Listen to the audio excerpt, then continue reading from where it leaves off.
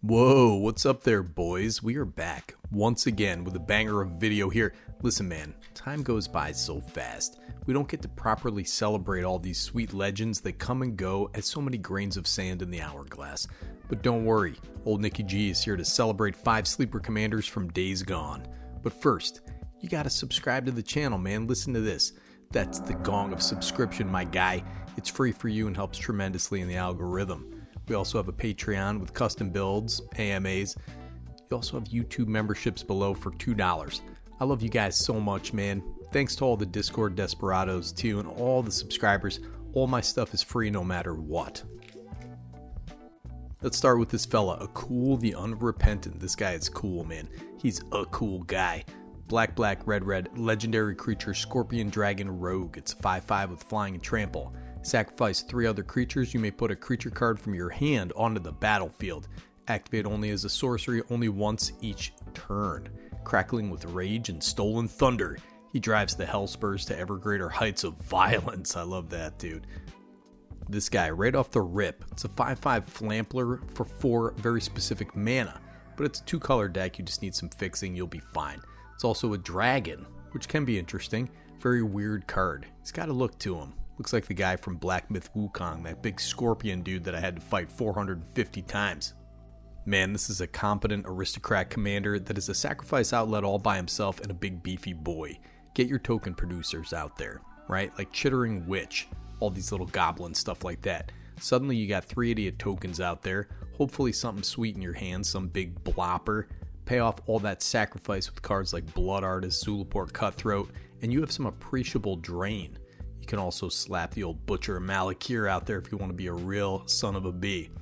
This is a decently big card too. Give this guy haste, and the fatties you're plopping onto the battlefield with his ability, give them haste too. Now you're cooking, man. It's an explosive hybrid combat aristocrat token deck that gets pretty diesel. I do have a semi-budget deck list for you in the description if you're interested. Now this next sleeper commander kind of sounds like a failed comedian or something like that. We got Pakal, the Sackle Smacker. This guy's first among equals. 2 and a blue for a legendary creature, human advisor. It's a 1/5. Look at that butt. At the beginning of each player's end step, if an artifact entered the battlefield under your control this turn, look at the top 2 cards of your library. Put one of them into your hand, the other into your graveyard. Look at the dump truck on Pakal, man. We got 5 toughness. This guy can take a 4/4 to the dome, no worries. So the trick with this guy is to maximize the turn in which an artifact is entering under your control. Now, of course, you do have some flash artifacts like Sicarian Infiltrator from the old Warhammer 40k, and you have this card, the Liberator, Urza's Battle Thopter. So that's 3 generic mana, legendary artifact creature. It's a Thopter, it's a 1/2, has flash and flying. You may cast colorless spells and artifact spells as though they had flash. Whenever you cast a spell, if the amount of mana spent to cast that spell is greater than Liberator's power, put a +1/+1 counter on it. You get that flash going on for the rest of your artifacts too. You can also utilize this little banger along with your control elements. You're in mono blue, so you want to pack a lot of counter spells, counter magic, stuff like that. The Chrome Hose Seed Shark, 2 and a blue for a creature, Phyrexian Shark. It's a 2/4, has flying. Whenever you cast a non-creature spell, incubate X, where X is that spell's mana value, so you're creating a little incubator token.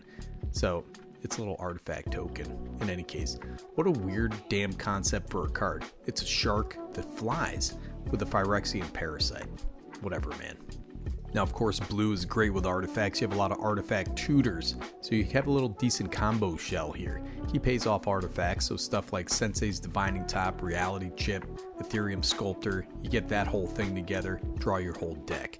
Win with one of the Thassa's Oracle type effects.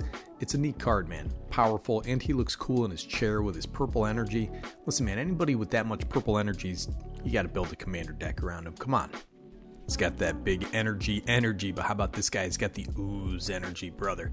We're going to move on to an excellent and popular and powerful commander. I just want to highlight him because I like him. Felix Five-Boots. This guy's 2 black, green, and a blue. Legendary creature, Ooze Rogue. It's a 5/4. Has Menace and Ward 2. So it's not a bad little beefy boy for 5 mana. That Ward 2 is going to come in handy, but if a creature you control dealing combat damage to a player causes a triggered ability of a permanent you control to trigger, that ability triggers an additional time. This guy is awesome. Listen, man, It's a secret ninja commander. It's got all the colors for it, and those ninjas have all abilities that trigger on combat damage. Now, if you don't want to get into ninjas, there's a ton of other stuff you can get into, or you can mix and match if you want. Grima, Saruman's Footman. Look at this guy. 2 blue and a black, legendary creature, human advisor. It's a 1/4, can't be blocked. Whenever this guy deals combat damage to a player, that player exiles cards from the top of their library until they exile an instant or sorcery card. You may cast that card without paying its mana cost. Then that player puts the exiled cards that weren't cast this way on the bottom of their library in a random order. Look at this guy holding his ball, dude. But guess what? You get 2 balls with this guy because you got Felix out there. Now, Malcolm, I've always been a fan of Malcolm, dude. I like his steez. He's got those sweet glasses on. He's an alluring scoundrel. Maybe that's why I like him so much. 1 and a blue. For a legendary creature, Siren Pirate, it's a 2/1, has flash and flying. Whenever this guy deals combat damage to a player, put a chorus counter on it, draw a card, discard a card. If there are 4 or more chorus counters on Malcolm, you may cast the discarded card without paying its mana cost. That's cheating spells, man. What the hell? Felix makes this guy get doubly potent. Free damn spells with this idiot. And guess what, man? If he gets through, just go ahead and cast a ninja if you want to. The list kind of goes on and on for Felix. I do have a deck list in the description. You can check it out if you want to. It's got a lot of ninjas, but it's got a lot of other cool stuff too. Last I checked, it was around $100, but you can definitely pare that down. Alright, man, let's go spooky. We're going into the woods with the Abomination of Llanowar. This guy's 1 black and a green, 3 mana, legendary creature, elf horror. It's a star, has vigilance and menace. Wish he had trample, but he doesn't. Power and toughness are each equal to the number of elves you control, plus the number of elf cards in your graveyard. I always like this card. I always like the look of it. I like the lore behind it. It's decent for an elf self-mill mass reanimation deck. This guy is the red herring. He gets bigger and bigger, and then boom, you reanimate all your dead elves with a big old Patriarch's Bidding. Patriarch's Bidding is one of those cards that used to be super expensive because it only had 1 printing, got a reprint, and now each player chooses a creature type. Each player returns all creature cards of a type chosen this way from their graveyard to the battlefield. When this card got reprinted, I bought 5 of them because I knew they were going in all my tribal decks, or, you know, now they're kindred decks. I don't even know what the hell's going on, man. But if you're packing sacrifice outlets, Living Death gets the job done too. Anyways, man, I thought the old Abomination here is a little underrated and would be way better with trample, but for an uncommon, this guy's pretty diesel. Great for a budget deck, man. And last, but certainly not least here, we have Farmer Cotton. This guy's coming in for X, green and a white, legendary creature, halfling peasant. It's a 1/1.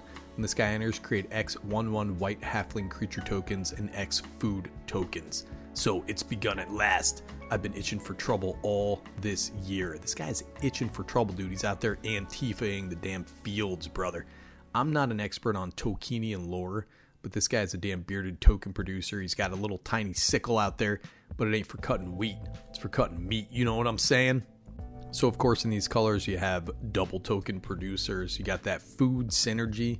The game plan is simple. Make lots of food, then feast on the blood of your enemies. You can weaponize all those artifacts, make lots of tokens.